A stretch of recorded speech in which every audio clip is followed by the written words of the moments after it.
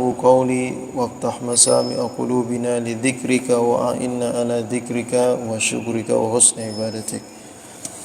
Hadirin bapak-bapak, ibu-ibu, jamaah Masjid Nurul Yakin yang dirahmati Allah, bil khusus orang tua kita, guru kita Buya Kiai Haji Ghazali Musallim, matta'anallahu bituli hayati wa nafa'ana bihi wa bi ulumihi fid dharain amin. Orang tua kita Nurul Yakin yang dirahmati Allah, alhamdulillah wa syukurillah ala ni'amillah. Kembali kita bersyukur kepada Allah Subhanahu wa taala bisa melaksanakan ibadah dengan baik. Kita masih bisa berupaya untuk menyempurnakan ibadah kita dengan meraih pahala yang berlipat ganda insyaallah ya. Kalau di rumah sendiri ya dapat 1. Kalau di sini berjamaah 27. 27 itu di bulan-bulan lain. Bulan-bulan selain Ashhurul Hurum. Kalau di Ashhurul Hurum, ini sekarang Ashhurul Hurum, bulan-bulan yang mulia, yang dimuliakan Allah, di mana amal ibadah dilipat gandakan oleh Allah Subhanahu wa taala. Ya. Jadi kalau 27 dilipat gandakan udah berapa udah itu? Ya. Nah, ini pahala-pahala yang Allah Subhanahu wa taala persiapkan untuk hamba-hambanya yang ikhlas dalam melaksanakan ibadah kepada Allah Subhanahu wa taala. Bapak dan Ibu sekalian dirahmati Allah, melanjutkan kajian kita subuh Senin ya, terkait dengan kumpulan hadis-hadis ya, arba'ina hadisan ala asasil Quran, 40 hadis berdasarkan dalil-dalil yang disebutkan di dalam Al-Quran ya, atau ya kesesuaian riwayat tersebut dengan apa yang disebutkan di dalam Al-Quran. Nah, sebelumnya ya kita membahas tentang hadis ya, hadis yang kedua ya, membahas tentang Islam, iman, dan ihsan ya. Yang mana 3 hal ini adalah 3 hal yang merupakan suatu hal yang fundamental yang dipertanyakan oleh malaikat Jibril ketika dia mau merubah wujudnya seperti manusia, datang bertanya kepada Rasulullah. Nah, ini pertanyaan malaikat Jibril yang ditanyakan kepada baginda Nabi besar kita Muhammad sallallahu alaihi wasallam. Nah, ini ada kelewat sedikit ini. Ya. Kelewat sedikit ujung daripada hadis yang sebelumnya kita sempat bahas. Jadi setelah malaikat Jibril mempertanyakan mahwal ihsan, apa itu ihsan? Ya. Lalu dijawab oleh Rasulullah sallallahu alaihi wasallam, an ta'budallaha ka'annaka tarahu fa in lam takun tarahu fa innahu yaraka. Ihsan itu ya, bahwa engkau menyembah Allah seakan-akan engkau melihatnya. Ya, kita beribadah kepada Allah seakan-akan kita melihat Allah.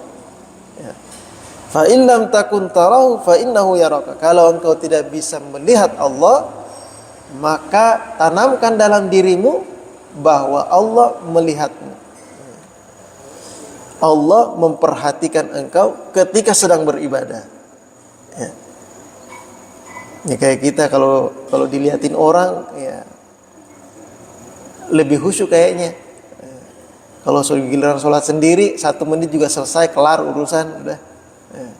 Giliran dilihatin orang agak panjangan dikit, khusyuk juga, lebih khusyuk juga. Ini bukan orang yang lihatin kita, Allah Subhanahu wa taala melihat kita. Yang memperhatikan, bukan hanya melihat secara zahir, tetapi melihat apa yang terlintas dalam hati kita. Nah, ini Allah Subhanahu wa taala. Ya. Jadi ketika kita beribadah, khususnya sholat misalnya, ya. Ketika kita sholat, benar-benar ketika kita menghadirkan dalam hati kita bahwa Allah memperhatikan melihat kita, maka kita akan berusaha semaksimal mungkin ya untuk menyempurnakan sholat itu. Kenapa? Ya kita yakin Allah lagi ngeliatin, dan Allah melihat itu bukan hanya sekedar melihat seperti kita. Ya, yang penting gak gerak, gak kelihatan khusyuk, bukan. Tapi Allah melihat serta mengetahui apa yang terlintas, yang terbenak dalam benak pikiran kita, dalam hati kita. Allah tahu, ini lagi mikirin motor nih, yang ini lagi mikirin masakan ini, yang ini lagi mikirin urusannya nih, kantor nih. Allah tahu semuanya. Nah, setelah malaikat Jibril bertanya kepada Rasulullah SAW dan Rasulullah menjawabnya, Rasulullah kemudian berkata, malaikat Jibril kemudian berkata, "Shadaqta." Ya.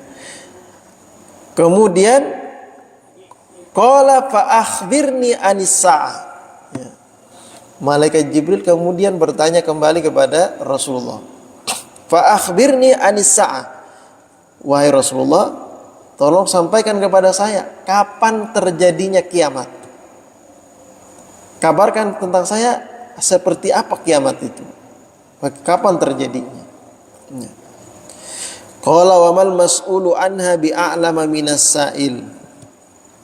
Rasulullah kemudian menjawab, yang ditanya ini ya tidaklah lebih tahu daripada yang bertanya. Artinya kita ini sama-sama gak tahu juga, saya gak tahu juga. Ya. Anda yang bertanya gak tahu, saya pun tidak tahu kapan terjadi kiamat itu. Ya, kata Rasulullah. Qala fa akhbirni an amaratiha. Kalau begitu, kata malaikat Jibril, coba sampaikan kepada saya tanda-tanda dekatnya kiamat itu akan terjadi. Ya. Qala antaridal ammatu rabbataha wa antaral hufatal uratal alata ri'a'as sa'i yatatawaluna fil bunyan. Ya.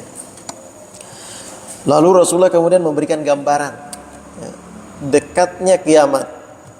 Apa itu? Yang pertama, antaridal ammatu rabbataha. Ya. Seorang budak melahirkan tuannya. Seperti apa itu maksudnya? Jadi kalau zaman dulu ada namanya budak yang merdeka. Budak yang merdeka karena dinikahi oleh tuannya, kemudian melahirkan anak. Ketika anak itu lahir, anaknya menjadi merdeka. Ya. Anaknya jadi merdeka. Ya. Nah, maksud daripada antalidal ammatu rabbataha ya, ini untuk makna kontemporer saat ini ya, yang sering dijelaskan oleh guru-guru kita ya, yaitu orang tua yang diperbudak oleh anaknya. Seperti apa anak itu memperbudak orang tuanya? Ya. Nah, ini gambarannya udah banyak sekarang. Ya. Anak apalagi sekarang Gen Z ya. Udah lewat ya, masanya. Itu anaknya pengen ini, pengen itu, orang tuanya sampai banting tulang nyari duit. Ya. Anaknya tinggal minta doang. Saya pengen ini, beliin itu. Ya. Seakan-akan apa? Orang tua seakan-akan menjadi budak pencari duit, anak yang menjadi tuannya menikmatinya. Ya. Itu sekarang. Ya. Bukan hanya dia sebelum balik, setelah balik, bahkan setelah nikah pun kadang ada anak begitu. Ya. Contoh yang sering terjadi sekarang, ya, istrinya sama anaknya kerja, istri sama suami kerja, yang disuruh ngangon, yang disuruh jagain anak, yang disuruh jagain cucu, iya kan neneknya sama kakeknya suruh jagain cucu, nenek sama kakek disuruh jagain cucu, jadi pembantu. Udah capek ngurusin dia punya cucunya dia ngurusin cucunya juga lagi. Ya. Nah ini bisa saja ya, orang tua mah senang-senang aja ya. Neneknya mah senang aja dia ngurusin cucu. Ya. Tapi jangan kita jadikan orang tua kita ini sebagai apa namanya, baby sister ya. Orang yang kerjanya ngurusin anak aja, kita senang-senang. Kalau kita ada kesempatan, kita ada waktu, ya boleh kita menitip kepada orang tua kita, tapi jangan jadikan orang tua kita sebagai pembantu, sebagai layaknya pembantu atau baby sister yang ngurusin cucu. Ya kita coba bantu dia. Ya. Boleh aja kita meminta bantuan dalam hal tertentu, tetapi jangan kita jadikan beliau sebagai seperti baby sister yang membantu ngurusin anak. Ya gitu ya. Nah itu gambaran sekarang ini. Dan itu sudah banyak terjadi sekarang. Ya, apalagi yang anak-anak muda, yang gayanya sudah, masya Allah udah ya, minta ini minta itu, anak nggak mikirin orang tuanya kerjanya kayak keinginannya bahasa orang setinggi langit, keinginan pengen ini pengen itu, nggak mikirin orang, ya orang-orang melarat, tetapi dengan kegigihannya dia sukses. Lalu sebaliknya yang tadinya kaya raya, yang tadi kaya raya ini punya banda ini punya itu, jatuh blangsat melarat. Nah, artinya terbalik. Kalau orang zaman dulu, kalau keturunan orang kaya terus dia kaya terus dia tuh. Ya. Anak konglomerat gitu kan, orangnya kaya gitu. Jadi kaya terus orang zaman dulu. Ya. Tapi kalau sekarang anak orang kaya tidak menjamin anaknya akan jadi kaya. Kalau warisannya banyak, tapi kalau warisannya itu digunakan habis, dia nggak kerja, warisannya dia hanya mengandalkan warisan habis sudah ngelarat dia. Nah. Di sisi lain orang yang tadinya melarat, ya, miskin, fakir, dengan kesungguhannya dia kemudian menjadi orang yang kaya raya, yang sukses. Ya. Kemudian ya tatawaluna fil bunyan, mereka kemudian berlomba-lomba dalam memperindah bangunan-bangunan tempat tinggal mereka. Ya. Jadi dulu pernah kita tanya tuh, orang minta-minta di lampu merah. Orang minta-minta di lampu merah. Kamu di mana? Tinggal di mana? Ya. Dia tinggal di Jawa. Ternyata ditelusuri, ini orang ya di sini kerjanya minta-minta di lampu merah, tapi di Jawa rumahnya udah bagus. Ternyata penghasilannya udah di atas UMR tiap bulan. Ya. Minta-minta doang tuh. Dia minta-minta di sini, dia ngirim duit ke Jawa, dia bangun pembangunan rumahnya. Ya. Kerjanya di sini minta-minta. Di Jawa, di sisi lain ya, ada orang di sini kontrak, kerjanya di kantor. Tapi duit habis buat makan, bayar kontrak, itu aja berbalik. Ya. Dunia sudah mulai terbalik. Dan banyak gambaran-gambaran dekatnya hari kiamat. Ya, itu di zaman Nabi itu. Ya, sampai sekarang bagaimana itu lebih banyak lagi. Ada kitab khusus yang namanya Asyratus Sa'ah. Ya. Kitab khusus yang menggambarkan ciri-ciri dekatnya kiamat, dan itu sudah banyak terjadi. Dan kita nggak tahu kapan kira-kira akan terjadinya kiamat. Ya. Nah kemudian kalau orang Barat makan memprediksi Doomsday, gitu. Tahun 2012 katanya kiamat. Filmnya laku habis, filmnya kiamatnya belum terjadi. Ya. Doomsday dulu, sekarang udah 2026 udah. Ya. Nah, jadi ini salah satu sebagian sekelumit gambaran tentang kiamat yang dipertanyakan malaikat Jibril kepada baginda Nabi besar Muhammad sallallahu alaihi wasallam. Ya. Summan talaka falabitha malian. Kemudian malaikat Jibril pamit pergi pulang. Tidak lama setelah itu, ya, summa qala ya Umar atadri manis sa'il.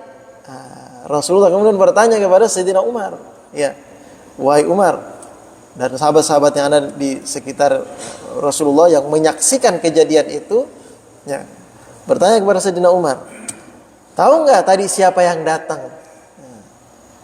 Orangnya cakep, ganteng, gak kelihatan orang dari mana ini, gak kelihatan. Ya, kayaknya bukan orang sini. Tapi kalau dilihatin bukan orang musafir juga, karena nggak ada bekas-bekas musafir. Ya. Ya. Qultu Allahu wa rasuluhu a'lam. Nah, lalu mereka, para sahabat menjawab, Sayyidina Umar menjawab, hanya Allah dan Rasulnya yang tahu. Kita nggak tahu, wahai Rasul. Ya.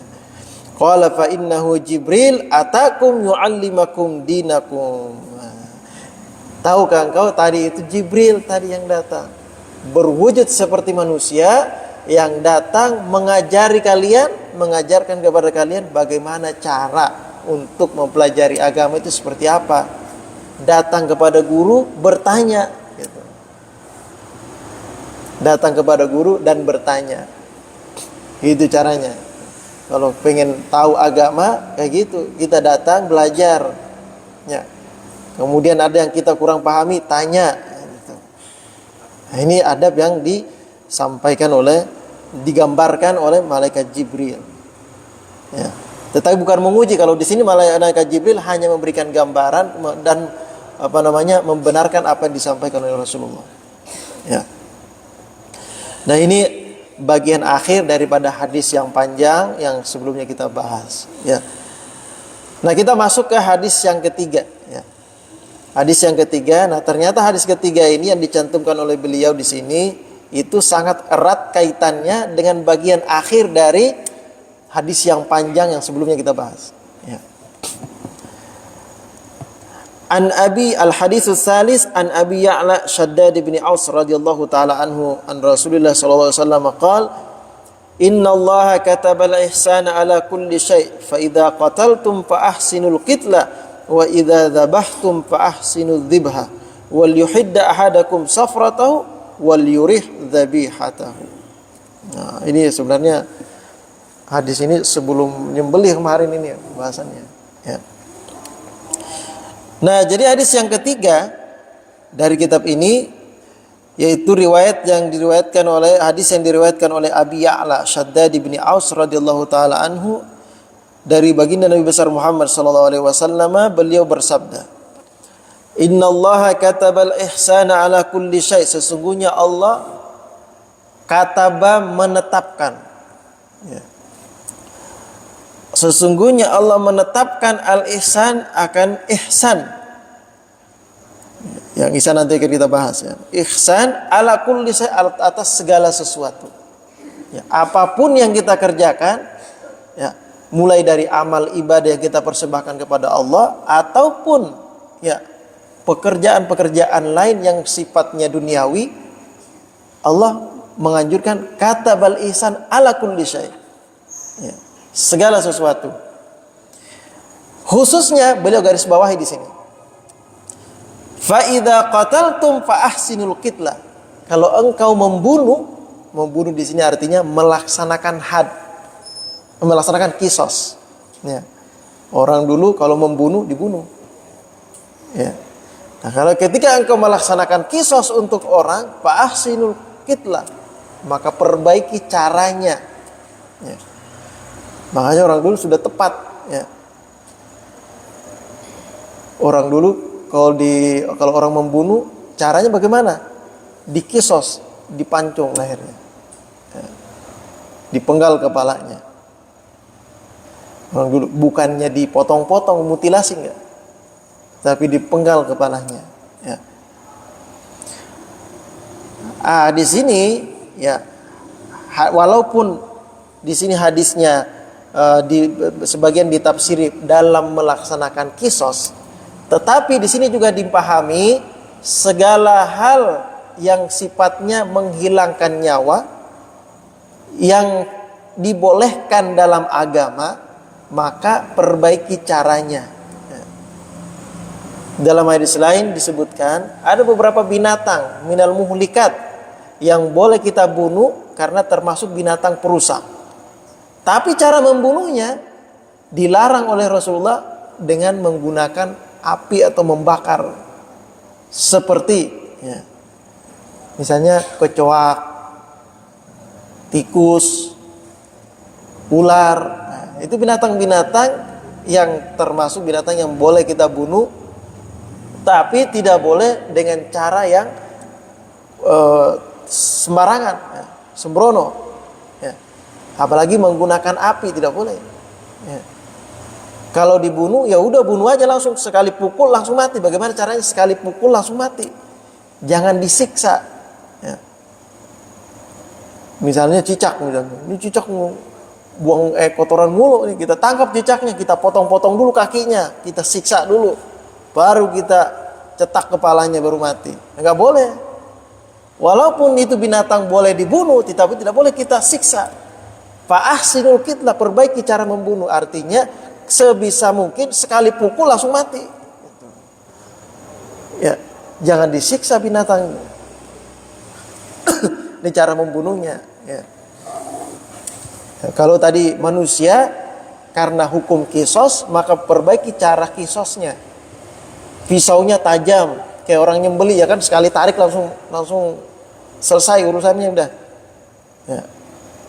Gak sampai di beberapa kali digoyang-goyangin di situ pisaunya. Ya.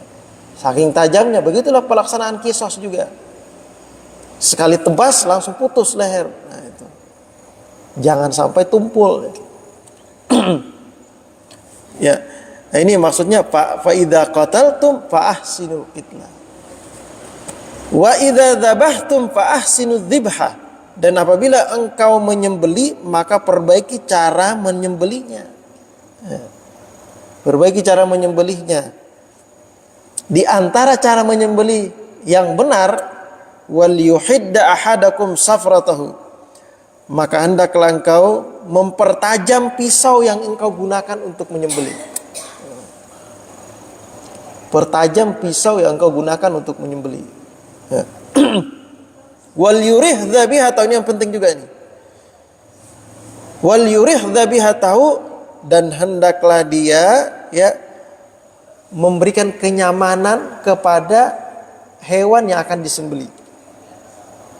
Raha itu artinya tenang, enggak stres. Bagaimana caranya? Ditutupi itu hewan yang lain yang akan disembelih, ya. Jangan sampai kelihatan sama hewan yang disembelih. Ya. Bagian sesuatu yang sangat kurang adab dalam menyembelih itu ketika kita membuka penutup secara terbuka, menyembelih hewan secara terbuka sehingga dilihat oleh hewan-hewan yang lain yang masih hidup. Ya. Bahasa kitanya itu hewan yang belum disembelih udah stres duluan, udah dia ngelihat temannya disembelih kan gitu, panik udah duluan dia. Ya. Jadi antara adabnya ditutupin. Jangan dibuka, jangan diperlihatkan kepada hewan yang sedang disembelih. Ini maksud dari wal yurih dzabihatahu. Ya. Begitu pula pisaunya. Pisaunya taruh belakang dulu. Oh, ya. Ini belum juga nyembelih udah kancang-kancang aja di pisaunya kayak orang mau nebas aja gitu. Nah, jangan. Ya. Bagian daripada adabnya. Ya. Nah, jadi pertama, pertajam pisau yang kita gunakan untuk menyembelih. Yang kedua, ya, berikan ketenangan kepada hewan yang akan kita sembelih. Jangan sampai dia panik. Ya, itulah sekarang kenapa dianjurkan bagi pelaksanaan kurban itu ada bagian tim ahli. Ya. Tim ahli. Bukan ini sapi dikejar-kejar, dikeroyok baru dia bisa ketangkap, baru dia bisa diikat, ya. Udah capek duluan sapinya, udah panik duluan baru disembelih. Ya. Ada tenaga ahlinya, ada yang bisa gitu. Ya. Ini maksud daripada wal yurih dzabihatahu. Nah, sedikit saya mengulas penjelasan tentang ihsan yang sebelumnya pernah kita bahas, yang hubungannya dengan hadis bagian akhir daripada hadis sebelumnya, ya. Apa perbedaan Ada ihsan yang digambarkan, al-ihsan an ta'budallaha ka'annaka tarahu fa in lam takun tarahu fa innahu yaraka. Dengan ihsan yang disebutkan oleh Rasulullah dalam riwayat lain, riwayat tadi yang ketiga nih. Innallaha katabal ihsan ala kulli syai'. Ya. Menetapkan, kalau istilah kataba itu dalam Al-Qur'an, ya. Kataba itu dalam Al-Qur'an itu maknanya wajib. Ya. Kutiba alaikumusiyam, itu wajib. Ya.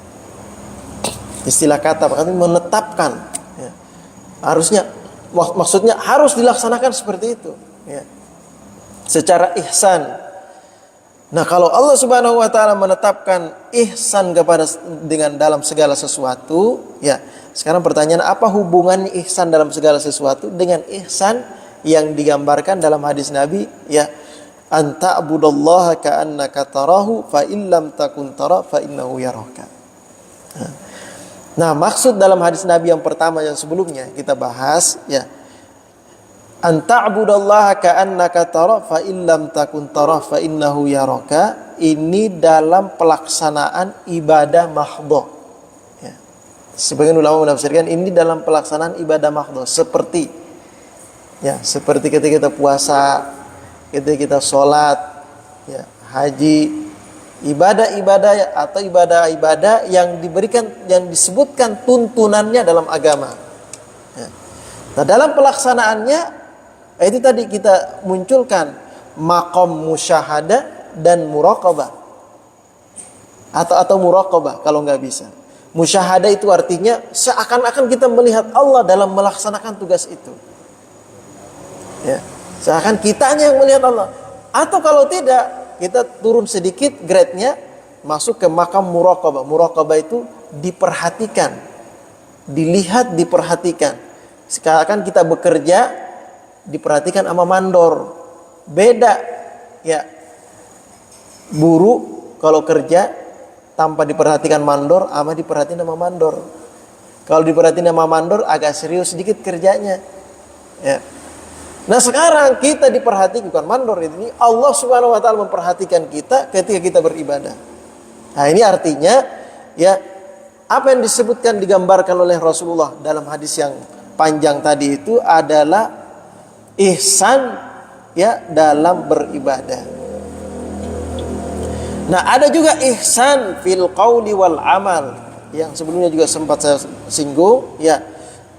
Seperti fil birri lil walidaini wal mustad'afin, seperti berbuat baik, berbuat bakti kepada kedua orang tua, ya, dan juga orang-orang yang lemah. Ya, Allah Subhanahu wa taala gambarkan dalam Al-Qur'an, wa qadara rabbuka alla ta'budu illa iyyahu wa bil walidaini ihsana, ya, wa dzil qurba wal yatama wal masakin wa qulu lin nasi husna. Ya. Allah Subhanahu wa taala, ya, mewajibkan kita untuk menyembah Allah Subhanahu wa taala serta berbakti kepada kedua orang tua. Ya. Kebaktian ini digambarkan dengan ihsan. Ya. Ihsan kalau dalam bahasa Arab ini kata isim. Ya.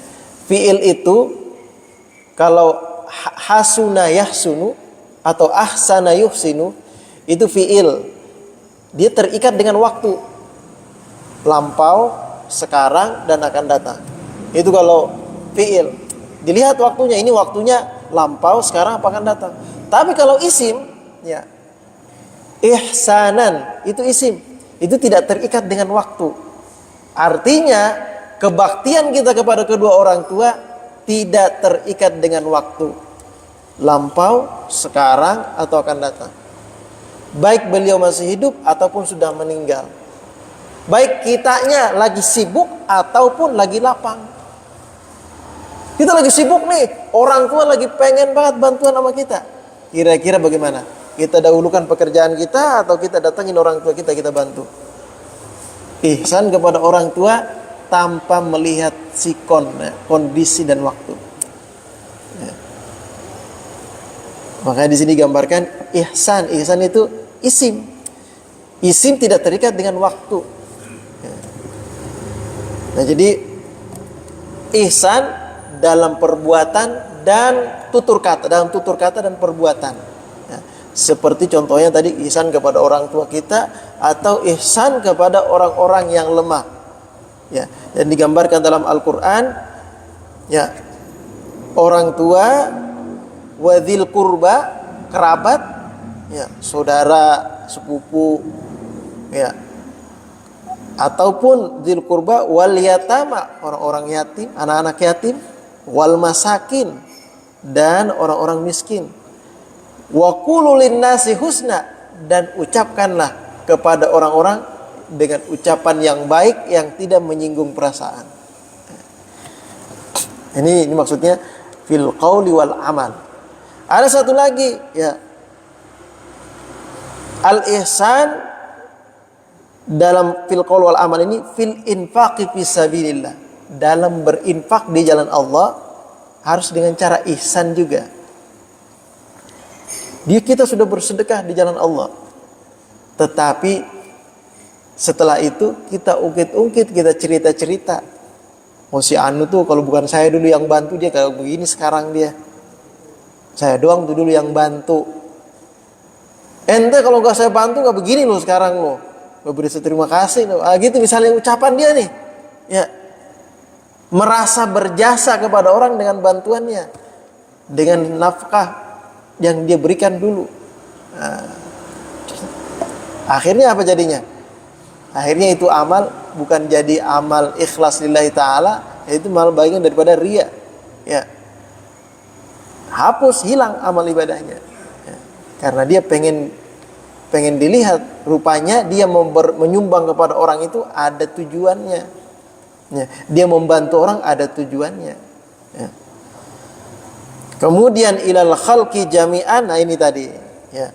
Jadi ihsan dalam beribadah, ihsan dalam tutur kata dan perbuatan secara umum, ya, seperti yang digambarkan dalam Al-Qur'an. Kemudian ihsan kepada semua makhluk Allah Subhanahu wa taala.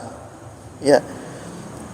Yang digambarkan dalam Al-Qur'an, Allah Subhanahu wa taala berfirman, ya, wala tufsidu fil ardi ba'da islahiha wad'uhu khaufan wa tama'a inna rahmatallahi qaribum minal muhsinin. Allah Subhanahu wa taala berfirman, jangan engkau berbuat kerusakan di muka bumi ini setelah Allah berikan keseimbangan kepada bumi ini. Ya. Jangan buat kerusakan. Wad'uhu khaufan wa tama'a, dan mohonlah kepada Allah. Ya, dengan rasa khawatir, dengan rasa takut kepada Allah dan berharap akan rahmat dan ampunan Allah. Ya. Inna rahmatallahi qaribum minal muhsinin. Dan ingat bahwa rahmat Allah itu hanya dekat kepada orang-orang yang muhsinin. Muhsinin itu berbuat baik, artinya melakukan kebaikan. Ya, muhsinin. Dan disinggung di sini siapa? Muhsinin. Ini artinya ihsan. Ihsan yang dilakukan oleh seorang makhluk dalam mempergunakan apa saja yang Allah persiapkan di muka bumi ini. Jadi tukang kebun, ihsan menjadi seorang tukang kebun. Ya. Jadi petani, ihsan menjadi seorang petani. Jadi peternak, ihsan menjadi seorang peternak. Dan segala hal. Ya. Ini kaitannya dengan innallaha katabal ihsana ala kulli syai'. Ya. Jadi dalam doa terakhir yang Rasulullah ajarkan kepada kepada Mu'adz bin Jabal, dan doa yang diajarkan kepada Mu'adz bin Jabal, Rasulullah mengatakan, ya Mu'adz inni uhibbuka. Ya. Wahai Mu'adz, saya ini cinta kepada engkau.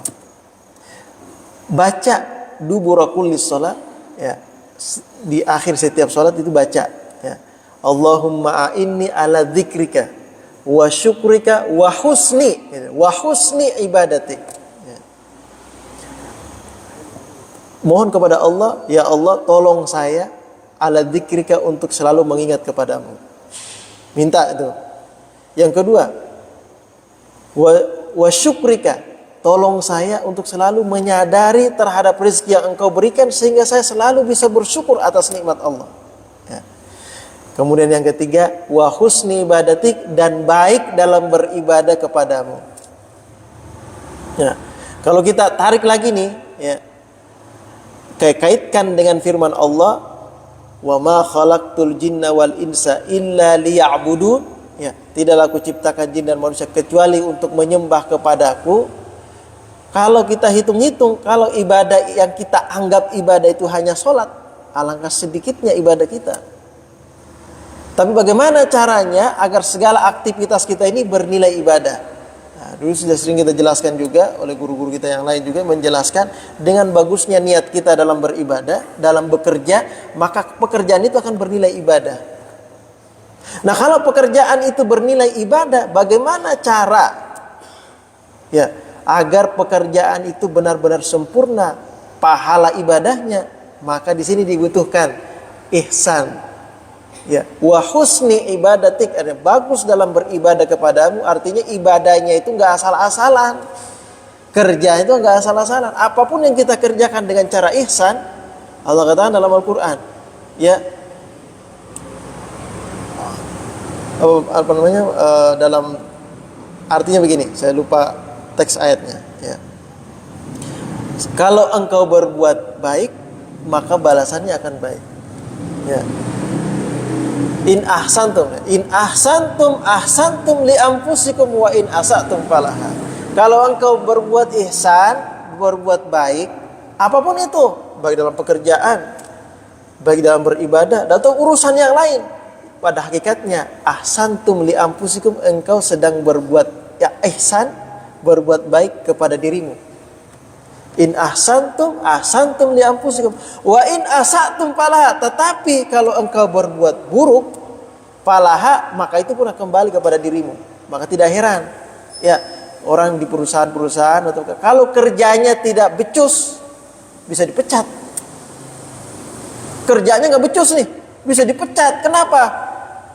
Dia bekerja bukan atas dasar ihsan. Ihsan itu pekerjaan sempurna, melakukan semaksimal mungkin.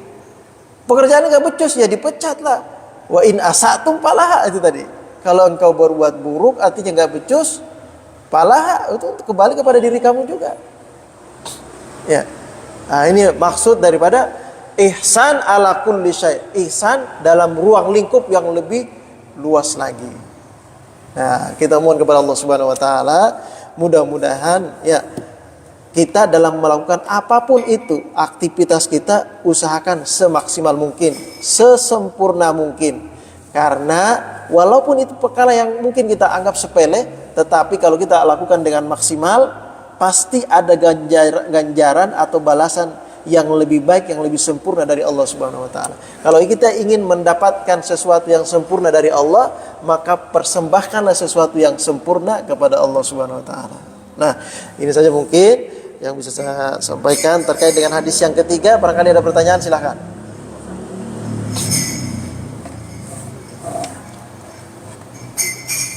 Hadis yang keempat nanti ini terkait dengan ikhlas.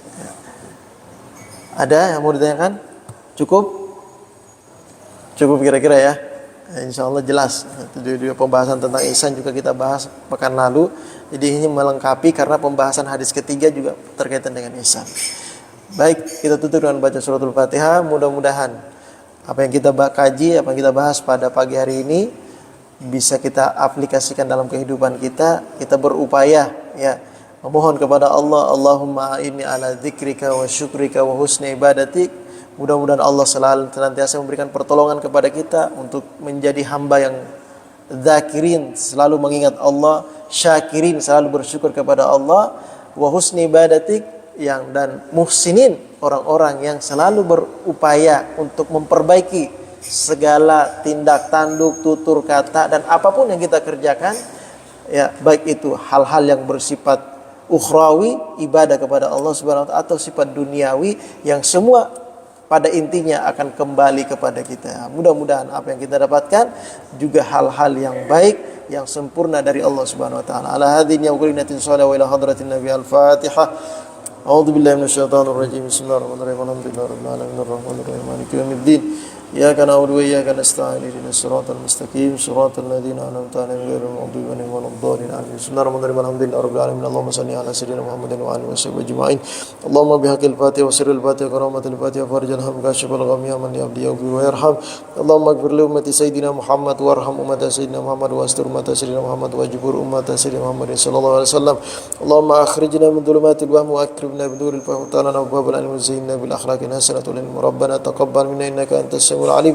Tub alaina innaka antat tawwabur rahim. Sallallahu alaihi wasallam wa alihi washabbihi ajma'in. Subhana rabbika rabbil izzati amma yasifun. Salamun alal mursalin walhamdulillahi rabbil alamin. Subhanakallahumma wa bihamdika asyhadu an la ilaha illa anta astaghfiruka wa atubu ilaik. Assalamualaikum warahmatullahi wabarakatuh.